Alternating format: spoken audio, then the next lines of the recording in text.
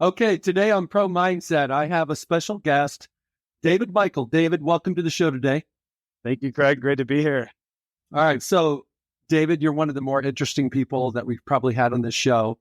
You are the founder of Sci-Fi, and you're a clinical psychologist, a personal trainer, a life coach, a breathwork teacher, and a meditation instructor, all in one. Yes. And you founded Sci-Fi, and you're going to share what that is, but you optimize the mental, physical, and emotional performance of your clients through training of their brains, their bodies, and their breath. Yes, sir. And as a side note, you've been to 52 countries. You're a surfer, a rock climber, a snowboarder, and probably many more things. So welcome to Pro Mindset. Thank you, Craig. It's great to be here. Okay, so let's start out by you sharing your story. You're a former baseball player. You have your master's. You're in this calling at the moment where you're helping people. Most people that are in that space, they've gone through something. What is that for you? Yes. So for me, I'll rewind back almost to like high school to give you this kind of like the shot of it. So I grew up, in a poor immigrant neighborhood, in a pretty rough and tough neighborhood in New York. And so when you're growing up, like in those kind of instances, you kind of look at something that I call the societal blueprint, right? And this is what society tells you to do to be successful and happy and content and fulfilled. And so for me, that was, of course, like, okay, I was in high school and I've always had really good grades, but baseball was my number one thing. That's all I wanted to do when I grew up. I wanted to be a professional baseball player. I had no other aspirations. I worked my butt off. I was one of the top recruited baseball players in all of New York State. I played Division I. After, I played pro baseball, but then unfortunately, I blew out my knee. And I was being recruited by 4 teams at that time. These are the organizations: the Dodgers, the Marlins, the Braves, and the Mets. And so all of a sudden, unfortunately, when a catcher blows his knee out, no one wants a 21-year-old catcher with a bad knee. So the Marlins still took a chance on me. I ended up just catching bullpen for them. But at that point, I needed to figure out, I just dedicated 17 years of my life. I was 21 years old to one sole focus, and that was it. And it would be a professional baseball player. And now my identity was stripped away from me. I had no other identity. So I said, well, what am I going to do now? And of course, the societal blueprint came up. So, okay, you go to college, then what do you do? Well, you can go to grad school. So I went to grad school for forensic psychology. I originally wanted to be a federal law enforcement officer. But my first semester, I got introduced to something called litigation psychology, which I'd never heard of before. Still very young at the time. So I fell in love with that and dedicated my next 2 years in graduate school to that alone. Graduated top of my class, and then got a job working for a litigation consulting firm in Washington, D.C. Kind of fast forward through a couple of different, I worked in D.C. for about, I think, 6 or 7 years, then got recruited to go to Dallas, Texas, which I'd never been before, which was a great opportunity. I was at the top of my field, and then I quit because there was something inside of me that was telling me I wasn't aligned with who I was and what I was supposed to be doing on earth. Now, this was 29-year-old David, so I had no clue about anything back then. But I said, you know what, this isn't working for me. And everyone thought I was crazy. Like, wait, you're going to quit? You have a 6-figure job. You have this amazing career that you've built now for, I think, about 7 to 10 years at that point. And I said, no, I want to take a year sabbatical. I want to travel the world. I want to volunteer. I want to live in the mountains. So my 1 year turned into 3 years around the globe, circumventing the globe twice, volunteering, and then creating what now I realize was the first version of Sci-Fi when I was living in Australia. I used to be a Muay Thai fighter. I got into Muay Thai when I was living in Dallas, Thai boxing for some of you that not familiar with it. And that really taught me a lot of things. Like I had been, again, growing up in a rough neighborhood, I've been fighting my whole life. But I never knew how to actually fight. I never trained martial arts. This was more necessity, not just going out and doing something cool. So I ended up doing the first version of Sci-Fi, working with at-risk Aboriginal kids in Australia, teaching them just basically different ways to use this physical and emotional and mental pain that they had from growing up with typical Aboriginal, typical Native, even our Native Americans here have the same thing. They grew up in these places where there's really no good role models, right? They've been oppressed. Their parents typically are some kind of substance abuse. So that was amazing. I felt great about this. Like I actually felt fulfilled finally after years. And then I come back. I was like, okay, I got to go back to the U.S. My visa's running out. I need to go back and reset everything. So I come back to the U.S. and I try to get a job doing other things. I didn't want to go back to litigation psychology. I was kind of over it. I didn't feel like it was my purpose. I was just making people money essentially. Like I was working on some of the biggest cases in the world, like multi-billion-dollar cases, a lot of stuff that was in the news, really famous. I mean, this was an amazing career that I created, and I loved every minute of it. Especially as a former athlete, I loved the competition. When you go in and you're litigating, you're in the courtroom, that's competition at the highest level. People's lives are at stake. Billions of dollars are at stake. You're going against some of the best people in the world. So I loved my profession for a very, very long time. And I still kind of loved it, but I knew it wasn't where I belonged. Well, I came back to New York City, and unfortunately, I was just getting rejection letter after rejection letter, trying to work for nonprofits, trying to do marketing, communications work, because I was a psychologist, and that's what I kind of specialized in when I was a litigation psychologist, was taking these very complex matters and communicating them in these very simple ways. No, I was getting rejection letter after rejection letter. This is kind of funny because this is when letters were actually sent to people. Like it wasn't like, oh, they ghost you. It was actually a letter sent to you to tell you how bad you are or how they didn't want you anymore. And I had dozens of these. So finally I get a call from a recruiter saying, hey, we saw your profile. We have a position in New York City to essentially take over a company, a multi-million-dollar litigation consulting company. I was like, all right, well, I'm not getting any phone calls from anyone else, just getting rejection letters. Let's talk. The opportunity just seemed too good to say no to it. Again, societal blueprint, right? Now I got to go back. I got to make money, be successful. This will make me happy. So I signed on with this litigation consulting firm in New York City. I'm, 6-figure salary, the apartment, the car, I had the girlfriend. I had the corner office, literally like working on these massive cases. I was being mentored to take over this multi-million-dollar company. I had all the dressings that society told me that if I had these, I would be happy and content and fulfilled. Yet for the first time in my life, I experienced depression. And for a year and a half, I fought suicidal depression, despite being at the top of my career, being one of the top litigation the consultants in the country, having the money, having the fame, having the fortune, like I said, if you named it, I had it. There wasn't anything I was traveling. I was still traveling around, like taking these like awesome vacations. And I sat there as something's off and I don't know what it is. And this is when sci-fi started to birth, because I started going to therapy for the first time in my life. I was doing everything that everyone told me to do, but nothing was working.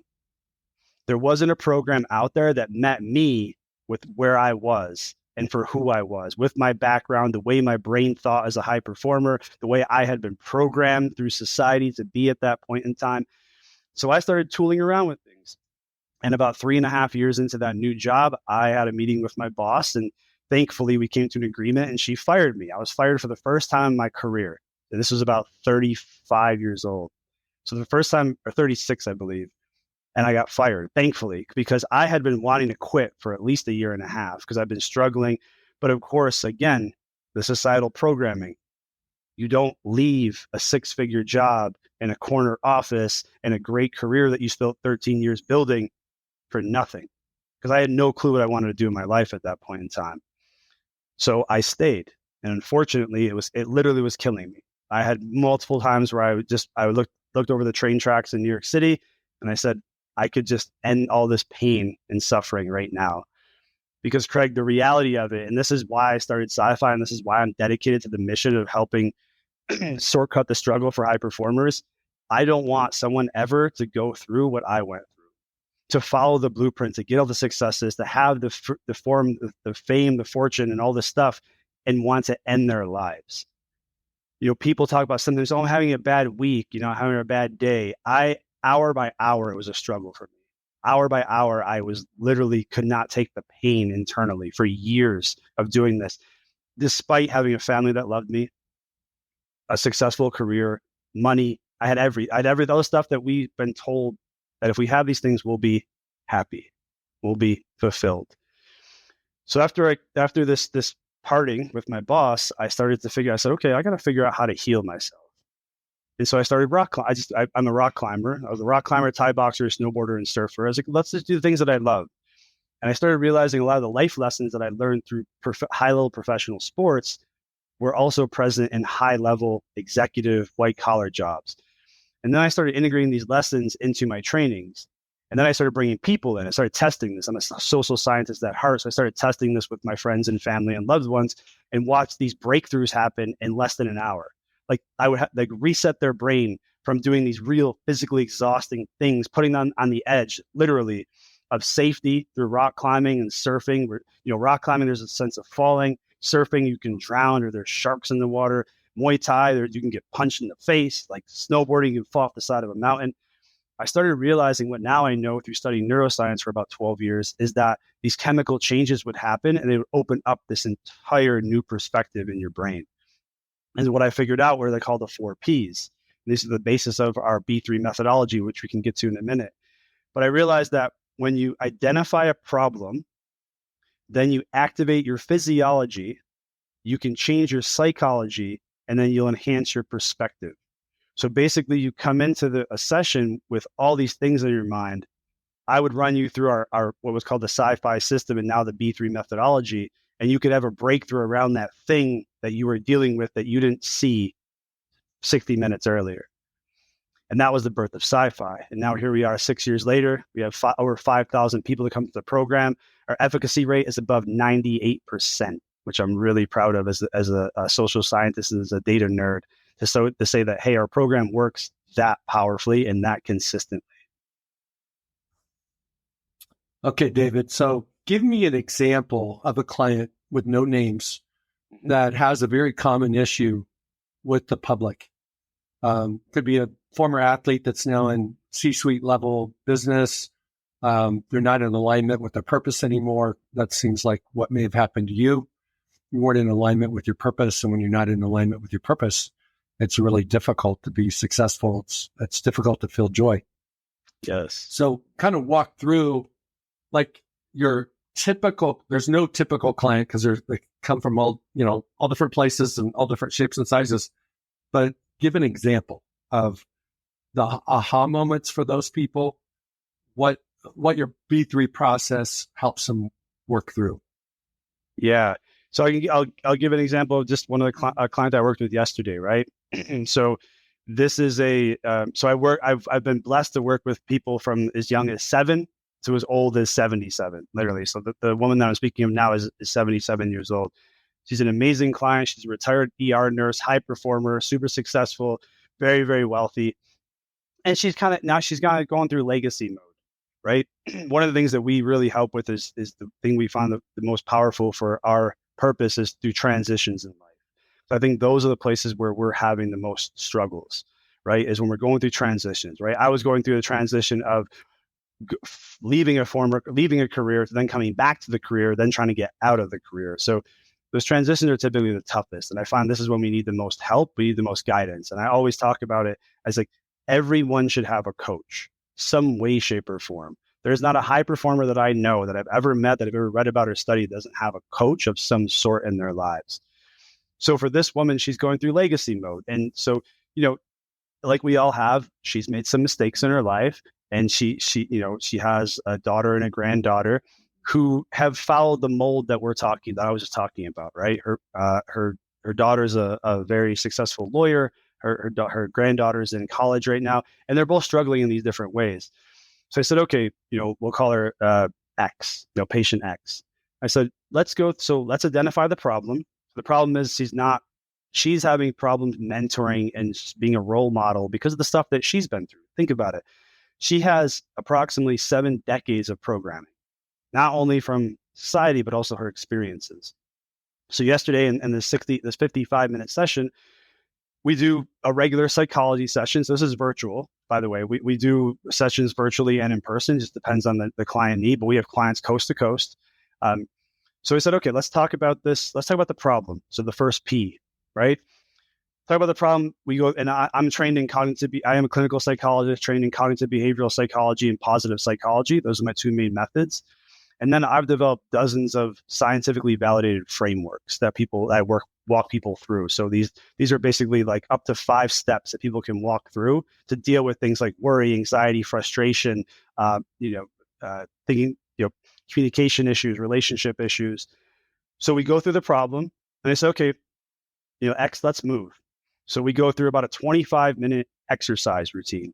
Now, the exercises are very custom. As you said, each client is different. So she's 77, so I don't have her doing HIIT workouts with me, but I did the workout in this. So we're moving together. And the whole point is that we now have the problem identified. We put the problem in the back of your head. And now we go into activating your physiology. Because we know through neuroscience, when you activate your physiology, certain neurochemicals are released. The ones that we're the most kind of happy with are you have dopamine, serotonin, oxytocin, anandamide, adrenaline, and endorphins. You put this powerful cocktail of 6 things together, and you feel incredible. This is why everyone typically feels really good after a workout, even if it was really hard. Well, what we know is when those chemicals are released, they change the chemistry of the brain. And this is where we get really excited because it goes on to the third P, which is that this is going to change your psychology. So your brain fundamentally has been changed. So if we put you in a functional MRI and looked at your brain in real time from the beginning of the session to now, we're talking about maybe the middle to the 3/4 end of it, your brain looks different. Different parts of your brain are lighting up. They're showing more activity. Now I bring my clients into breathwork and meditation. So this is where we talk about the B3, and I'll explain that in a second. So we bring them into breathwork and meditation because when you're in this heightened state, you're literally high for all intensive purposes on your own supply. You've just generated this amazing feeling in yourself, but you are a bit too high. We need to bring you down to more of a kind of what we call a parasympathetic state, so that which is rest and relax. So that way the brain can now start processing this stuff, and you have this. When we go on to our fourth P, is that your perspective is enhanced. So when she comes out of this guided breathwork and meditation that I bring her through, I say, hey, X, what do you see different than you saw before? And she'll start giving the perspective change. And then I ask her, and this is the key to our philosophy, what's one thing you can do today to take a step towards that? And this is where we call it the power of 1%. Every day, we only need to grow 1%, Craig. Because if we grow 1% over 365 days, aggregating and compounding that, you're 37 times better than when you started. Now, I love Grant Cardone, 10X. Like that's a great philosophy. I study it through Dr. Benjamin Hardy that I'm in a mastermind with. But imagine 37Xing you. 37Xing your health, your wealth, your relationships. That's only from 1% a day. You can get there over a year, and that's nothing. So at the end of the session, she has now a tactic, and this is what we're really known for at Sci-Fi is tools and tactics. She has a tangible tactic that she can do right now. And then she's going to do a little bit different tomorrow, the 1% gain tomorrow and 1% gain tomorrow. And next thing you know, that thing that was plaguing her, that thing that she couldn't sleep about, that thing that she was anxiety ridden about, the thing she couldn't stop talking about, it's gone. It's still there, but she's changed literally from the inside out, and she brought this upon herself. And so this is what we teach our clients is that I don't want to be a coach. I don't want to be someone's coach for the rest of their lives. This is one of the things that I noticed in psychology that didn't work for me is that I would go to my sessions, and I had a great psychologist when I was working with him, but we'd talk about the same stuff over and over and over and over and over again. And next thing you know, and this is what we see very often, and we'll talk about the B3 around this, people go to therapy for years. They talk about the same stuff. I tell my clients day one, if a year from now we're talking about the same stuff, you're going to fire me because I failed you as a coach. We need to keep evolving with this. So for us, it's all about getting out of that, talking about the same thing over and over and over again, and finding tools and tactics that you put into place right now that can change your life right now, that can transform your life right now. Yes, we talk about stuff just as traditional therapy does, but the results we have been, I'd say they're astronomical. And this is where I said, for me, go back to my mission. because I don't want someone to go through what I went through. People don't have to suffer like I did. There's no reason that if someone's going through a depressive episode, they have to suffer through suicide for a year and a half. And through the B3, which we can talk about, this is the shortcut that I figured out of how to systematically do this in a way that makes sense with logic, the way our brains are built and the way our bodies have evolved. Well, David, one of the things that I've seen is that everybody has one thing. They have one thing that preoccupies their mind. It could be financial stress, could be a physical limitation, it could be anything. If you're an athlete, it doesn't matter the sport. If you're a quarterback in football, you might be working on your accuracy. It's the one thing. And so it sounds like your process focuses your client on improving that one thing by 1%. And then guess what happens? There's another thing. Yeah. And then right? And then another one. And it keeps going. So you've mentioned B3 a couple times. So just jump into that and share what that is. Yeah. So this is our scientifically validated B3 methodology. This is what we've been testing since day one, and we've had the incredible results with. So B3 stands for brain, body, breath. And so first I'll tell you about the philosophy behind it, because this is when I was going through what I was going through, my struggles and my pain, and the fact that I want to take my life despite being at the top of my career and having everything in the world, I was out of alignment. You said this word earlier, and I'll bring this like very simple question to you, Craig. You and I and the rest of our audience, we're all using our brain, our body, and our breath together right now. Like even just me, I'm holding myself up physically. My brain's having to think about what I talk, and I am breathing because I have to breathe. You have to breathe at least, a couple thousand times a day. But here's the problem. These three things we ask them to perform at a high level together, but we train them separately. For our brain, we do things like this. We sit in front of computers, we go to conferences, we read books. We're mostly sedentary, right? Our bodies, if we're normal people, not like professional athletes, we go to the gym. Usually we want to tune out our day. We're going to forget about our day. Even athletes, sometimes they go into flow states and stuff like that. They're not actively like using their brain because they've been conditioned so much. But we're sitting there using our bodies, but we want our brain to tune out. And then our breath, unless you're an actual breathwork practitioner and think about this daily, no one thinks about it because it's involuntary, and thank God it is. We take 25,000 breaths a day. I wouldn't want to be thinking about that every single second. But again, the logic kicks in, Craig, of how can you ask three things to perform at a high level together if you train them separately? This would be like, going back to your football example, working with a quarterback and saying, we're going to train your left arm today. We're going to train your right arm tomorrow, your left leg the next day. And then the next day after that, we're going to train your right leg. And then we're going to go to the game on Sunday and you're ready to go. It would make no sense. You're training these connected entities separately. But then you're like, I want you to perform at a high level together. My snow athletes, I make the same thing. I said, we're going to train your left leg, your right pole, your right ski, your left ski. And they sit there and they all laugh. I go, yeah, but you do this every single day. So what we realized that as I walked you through that process with my client, we trained her brain through cognitive behavioral psychology and positive psychology. We trained her body, and I'm a certified personal trainer, so I know how to be safe with people. We trained her body by creating that neurochemical change that we know happens through exercise. And this is the cool part, is that you don't have to do these full-blown 60-minute HIIT workouts. There are certain exercises that we figured out that are actually quite simple. Some can be done sitting down that can activate that physiology. And then, of course, as I said before, I can't have a person in this high state start making really crucial decisions.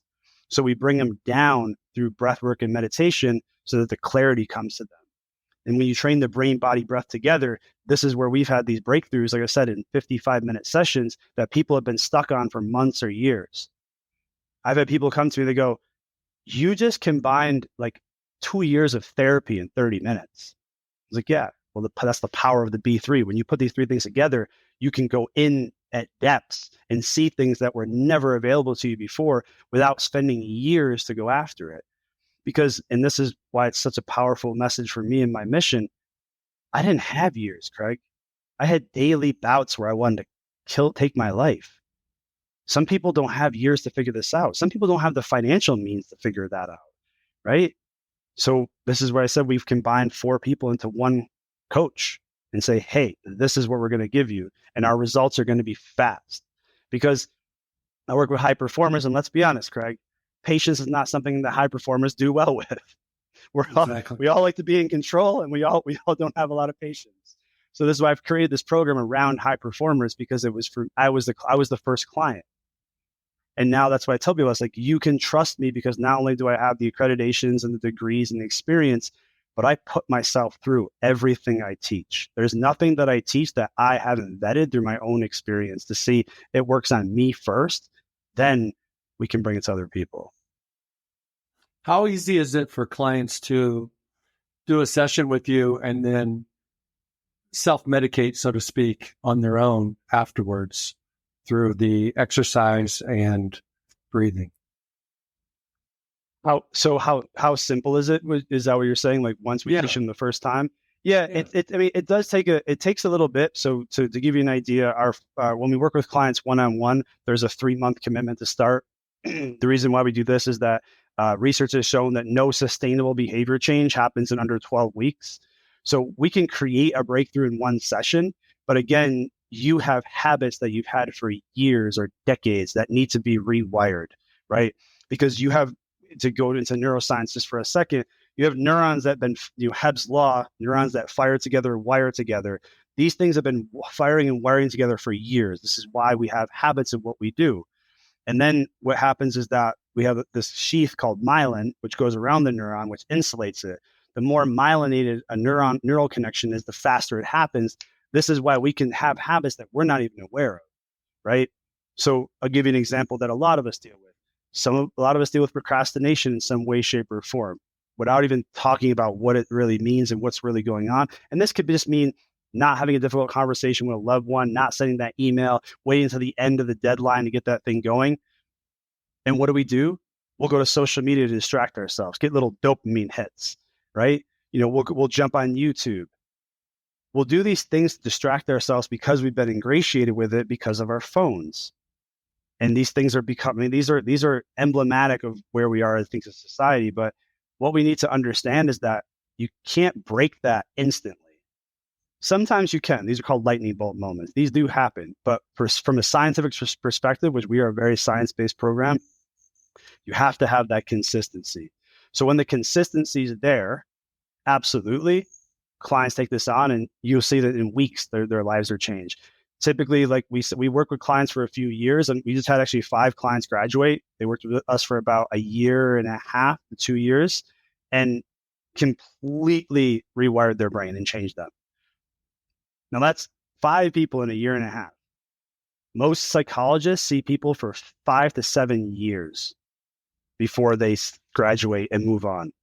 This will give you an idea of kind of how powerful our program is. And this is why I'm so passionate about it, because I know that the way things have been done in the past don't work for a certain population of people.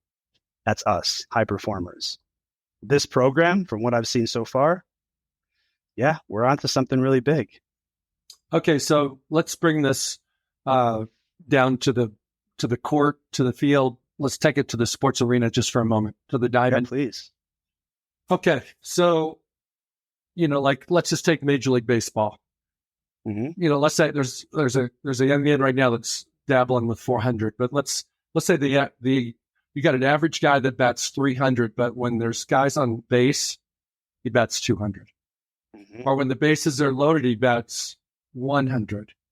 So the bigger the moment, the less successful he is. If it's a Major League Baseball player, how would you describe their issue?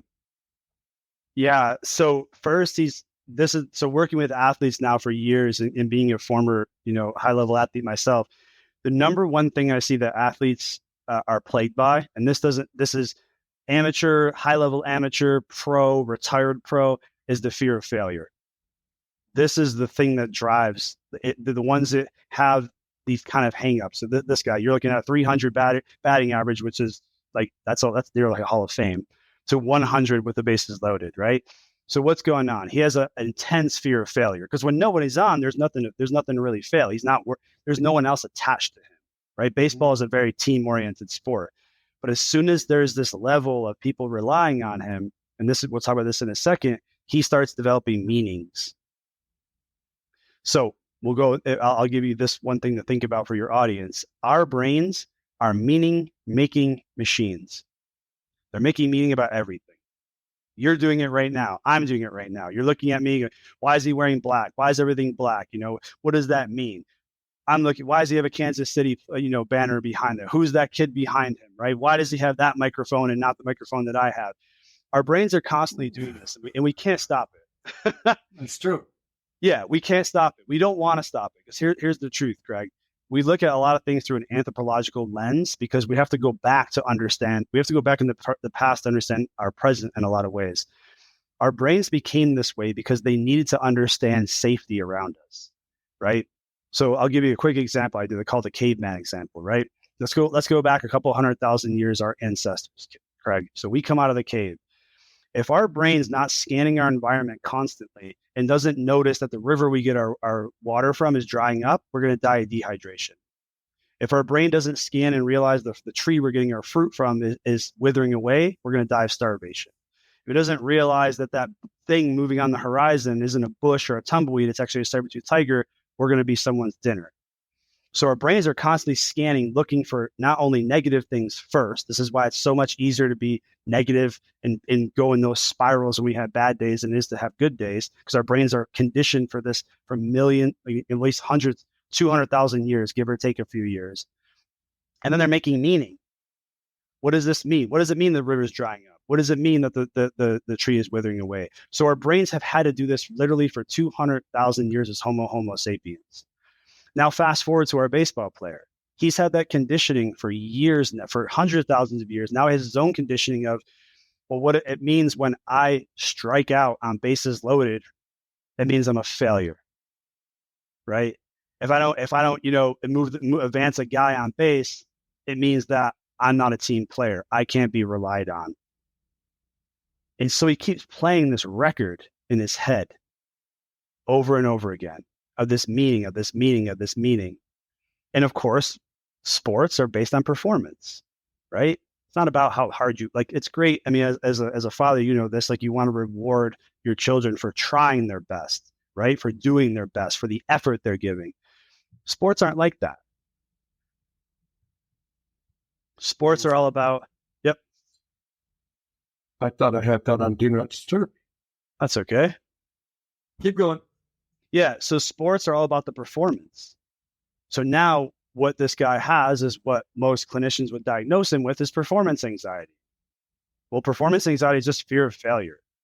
Because if he feels like he fails, he lets down himself, he lets down his teammates, he lets down his parents, because a lot of stuff will go deep. This is why it takes months sometimes to really root some of this out, because he may have something inside of him. And I had this too. I grew up fairly poor. My mom sacrificed. I grew up with a single mother. She sacrificed everything for me to be at the level I was and to have the opportunities I had for baseball. I didn't want to disappoint her. I wanted to make her proud. So if I struck out, that means I was a failure, and I was failing my mother, and I was disrespecting my mother, and I was telling her that what she did wasn't enough. Imagine that running through a batter's head when he's standing at the plate and there's a 90-mile-an-hour fastball coming at him inside. But this is what's going on. This is what's causing the performance anxiety. Now, I'm not saying that this is 100% for this player, but if you get, one of my goals as a psychology fitness coach is to be able to spend 5 minutes with someone and be able to diagnose them. I'm getting close. I'm not there yet, but I would say with this player, he's probably got some of that stuff going on. He's had failures in his past where he's had these mental markers placed, right? He maybe struck out bases loaded to like at states when he was in college or high school, and he lost the game. And then his friends didn't want to talk to him afterwards, and his girlfriend broke up with him. That meaning is still embedded in his brain because that was a really emotional moment. Our hippocampus holds on to the memories that have more emotion to them more than anything else. This is why if I asked you, Craig, what'd you have for breakfast, 10 days ago, you'd probably have no clue unless you eat the same thing over and over again. But if I asked for a monumental moment from 10 years ago in your son's life, you would know details that were striking, like could paint a picture. Why you had emotion tied to that, not emotion tied to your breakfast. So same thing with this batter. He's up there. His brain is making meaning out of everything. right? He's got these neurons that have fired together for years because he's human, not just because he's who he is because he's human. These things have been going on. His brain is negatively oriented through an evolutionary standpoint. And if he's had anything happen to him in his life, which as high performers, we're always pushing our edges. So we constantly find that edge and fall off and have these things happen. He's got these mental scars. So that poor guy's going up there. And that's why he only bats 100 when guys are on base, because all that comes up. When no one's on base, all that's gone. He's sitting there hitting 300-400. Well, David, two thoughts in response to that. Number one is that everybody has a story. And after you strike out for the first time with bases loaded, you're going to write a first draft of your story related to that. And that's something you're going to take with you to the next time that you are in the batter's box and the bases are loaded. And other people's comments after that failure, your manager, your coach, your teammates, your parents, different people like that, you add that to your story. And you have to rewrite your story to change your performance in those situations. If you don't rewrite your story, it's going to repeat itself. And the second thing is with respect to emotion, I really believe that, like, if you're playing in the NFL and let's say you're a safety and you have an understanding of the play call, your alignment, your assignment, your keys, what you're supposed to read, but then you also have an emotion.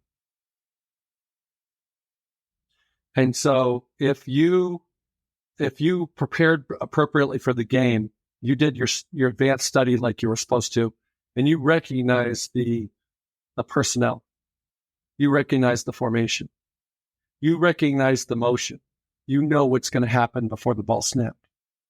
And you have an emotion of confidence. You have these emotions that, like, I got this. Or you have this emotion, I wish I knew they were going to run this play. I mean, it's in nanoseconds that you're having these thoughts in your mind.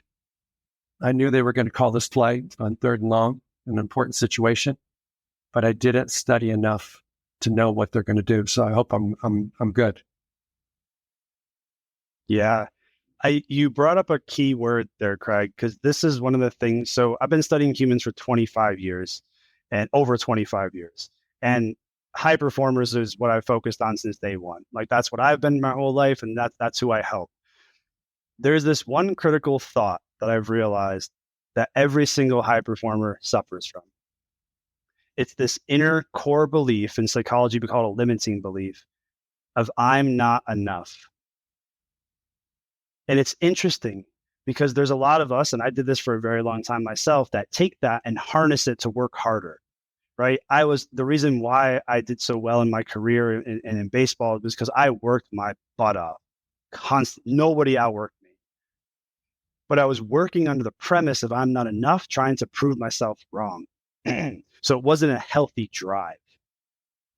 So you're going back to this football player, right? I didn't study enough, right? The batter, I haven't put myself in these situations enough, right? Maybe he's seeing a sports psychologist or someone or a coach. I'm not opening up to them enough. All of us are playing this game. I'm not thin enough, rich enough, handsome enough, beautiful enough, athletic enough, fit enough, successful enough, whatever it is. We play this game constantly. And what ends up happening, I want to make a little distinction between emotions and feelings. An emotion is a healthy reaction to an outward stimulus. So you have an emotion of sadness, an emotion of anger. Those are healthy, natural reactions to what's going on around us. The problem is emotions only last for about 30 to 120 seconds, what the research shows. After that, this is when our brain kicks in, because our brains are so powerful. This makes us so dominant on Earth, basically, is because of our intellect. The meaning-making machine kicks in, and it assigns meaning to the emotion, and that turns into a feeling. And we let feelings drive us. Because I'll give you a really easy one that everyone can relate to. I feel alone. Yet you're surrounded by people. You have people in your life that love you, that want to be there for you, but you feel alone. That's not an emotion. That's a feeling. And it's driven by the meaning-making machine that we all have that's been conditioned through things like the societal blueprint, through our experiences, right?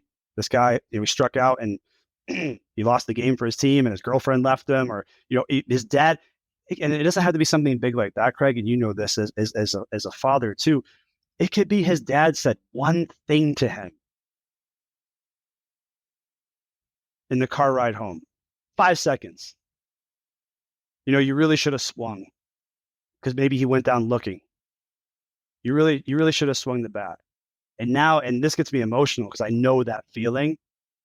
Now, I didn't have my dad there, so this is not my own thing, but this is like the feeling, the empathy that I have for my athletes. That kid now takes that, and that's it. So when he now strikes out, when he goes down looking, when he's got bases loaded, all that tension and anxiety from that 1 5-second thing that his dad said to him when he was 17 years old, 16 years old, right? And now he's a 31-year-old professional baseball player. That's in his brain. And this is like I said, we talked about this before we jumped on, is why I'm obsessed with the human mind, because our minds are so powerful and they do these things. And some of us team it and we become incredible. Most of us, we don't know how to. And this is why I said I started sci-fi, because there wasn't programs out there that taught me and met me where I was. And so I'll say one more thing this is why I love Yogi Berra's famous quote: baseball is 90% mental, 10% physical. I was watching Conor McGregor's documentary the other night, and he said the same thing. So he even quote Yogi Berra, because they were talking about MMA to him. One of the best MMA fighters ever lived, despite what you think of him as a person. He even said it. He's like, he even went as far to go. He's like, I think it's 100% mental. And we know this. This working with pro athletes. Once you get to that certain elite level, the only difference on the field is neck up. Neck down, you're pretty much on almost on the same level. Some people are a little bit faster, a little bit stronger, but you're not talking about huge spaces anymore, like college to, say high school to like Division I or to pro. It's up here. And this is what I love and I specialize in. When I work with my athletes, I said, this is what we got to really work on, because physically I can't. I work with a lot of skiers and snowboarders up in Colorado. I can't do the tricks that they do. I'm working with literally pros. They're doing things that I'll never be able to dream to do. I can't teach them how to do that, but I can definitely teach the neck up. And that's where you see them have these huge breakthroughs of all of a sudden they're landing tricks that they, in snow athletes, they'll land tricks in practice, but then they go to competition and they can't land tricks. Again, number one thing, performance anxiety, fear of failure. Yep, that's it, man. Well, one of the things that I have in pro mindset, David, is the idea that you have to tackle your thoughts. And when you tackle your thoughts, there's really a couple different types. One is the things that people said to you that you've allowed to be parasites and attached to you and carry with you. And in a lot of ways, you make it into baggage. You carry it with you. It's really difficult to perform your best when you got a lot of bags. I tell people you got to travel light and have a backpack. I love that. The second one is no one said anything to you. You did it to yourself. You didn't prioritize. You had a sleepover before a big game. You got 2 hours sleep. How did you expect to, perform? So it's like bad decisions. It's things you did to yourself to sabotage yourself. You've got to forgive yourself, and you got to forgive those others for what they did. And then you have things that just happen in life, like you do get fired, you do get rejected. Not everybody can take the prettiest girl to prom. She's only going to have one date. There's only one starting pitcher game 1 of the season. You might be in the bullpen. You might start off as one of the other starters. When you're in those types of situations, you tend to beat yourself up. And so it's the idea of, can you show up for the competition without all that mental baggage? And when you show up to the competition and my final thought on this is that if you can build a wall, in ancient times, cities had walls. They had walls for a reason, to protect. To allow the women and children to play freely. As a performer, you want to play freely. So you have to build a wall. And in that wall, you bring to the competition what's for you, and you keep out what is not. And in doing that, you make a transition from your mind to your heart. So if you see somebody, like, it could be, the Nuggets in the finals with the Heat tonight, it could be any type of like competition where you're watching the tempo, the pace, the commitment, the energy of a player, of an athlete. When they're playing in their heart, they're letting it all hang. They have no fear of failure. When they're in their head, they have lots of fear of failure. Oh, yeah. Okay. Your thoughts on that? 100% agree. So at Sci-Fi, we have this thing called a 12-inch traverse, right? So approximately, depending on how tall you are, I'm 5'10". So my heart and my head are about 12 inches apart. But I may know something logically, but I don't know it here. And sometimes it takes a lifetime for something to do to traverse that 12 inches, right? Like you said it, going out there with no baggage. Like we're talking about flow states, right? How to get into a flow state instantly. We're talking about, we start with the starting picture. What does he have going on in his head? The guy who's not starting, the guy who's in the bullpen, he's just running meanings through his head. Oh, I didn't, and listen for the E word here. I didn't train hard enough. I didn't run hard enough. I didn't throw hard enough. I'm not enough. That's why I'm not the starting pitcher. And that just ruminates in his head going all day, right? And because the meaning making machine doesn't stop. But as you said perfectly, when you can kind of get out of your head and go into your heart, the heart doesn't have the meanings there. The heart is just pure. And I will be honest, Craig, this is something I'm studying like a lot this year because it's not something that I have a complete handle on. There's a lot of things that I know logically that I've known for years that I don't live from here. We all do. And this is why I say I'm just as human as everyone I work with. The reason why I think my clients relate to me and they say this is because they're like, you really empathize at a level that we don't see very often. It's like, yeah, I've been there or I'm there now. And then to go back to your wall example, I love that. And here's the way that I think about this is that we have that wall around us, but people are still trying to attack. Well, what we teach people is to say, those things that are attacking you, we call it the villain voice, that voice inside your head that just talks trash to you all day.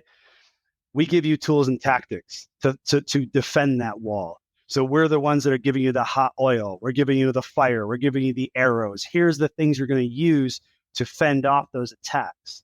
Because if you don't even address the attack, your walls are eventually going to crumble. There's going to be a time when those walls get knocked down, and that's just time. So I love the analogy of the walls. Like I said, for us, we do the tools and tactics to help people defend that. And then going from the head to the heart, this is where when people graduate from Sci-Fi, they've made that transition. Because I can talk about things here like, hey, watch out the meaning that you're putting on stuff when you have these situations happen to you, right? When your dad said that thing in the car to you after you struck out with bases loaded, he didn't mean that you weren't enough or he didn't love you or that you suck. He meant that, hey, I wish this is something you could have tried. But maybe he didn't have the right vernacular to give it to you. I wish you would have swung. Instead of saying, hey, what do you think you could have done differently, Craig? Well, I could have swung, Dad. I at least went out swinging. Yeah. That little change and exchange would make a huge difference because now little Craig doesn't have that meaning that big Craig does. Bases loaded, bottom of the ninth, down by 4. David, I think that I'll add to that, and that to really get in flow state, you have to have a 7-year-old energy. So if you think back about that, well, think about go back. Let's go back to when you were 7, and you were playing baseball in the park in New York City, and it was just for fun. Wasn't for a scholarship. You didn't have anybody watching unless somebody was walking down the street and stopped for a second to watch. It was for the pure joy of competition and hanging out with your friends. That is 7-year-old energy. It's the camaraderie, the brotherhood, the connection that you have with other guys that you're playing with there's no like expectations. That's when you can play your best. I want to thank David Mykel for joining Pro Mindset Podcast today. We had some technical difficulties at the end of our podcast, and so it may sound like it abruptly ended because it really did. If you are interested in checking out David, you can check him out at psyfi.com, psyfi.com. I want to thank you for listening today. I want you to go out and have an awesome day today. I want to thank you for tuning into Pro Mindset Podcast. If you enjoyed the listen, please leave a 5-star rating. If the message was a vibration you connected with, and you have any friends, family, or colleagues who would benefit, then please share this episode with them. You can follow Pro Mindset Podcast on the following social media platforms: Instagram and YouTube, Pro Mindset Podcast; Twitter and Facebook, Pro Mindset Pod; LinkedIn, Pro Mindset. We will drop our shows, Pro Mindset Podcasts, every Wednesday morning, and we invite you to listen and subscribe. Also, don't hesitate to check out our archives to listen to previous shows. And finally, I encourage you to embrace a Pro Mindset truth from today's show. It just might be the key to unlock the pro inside you.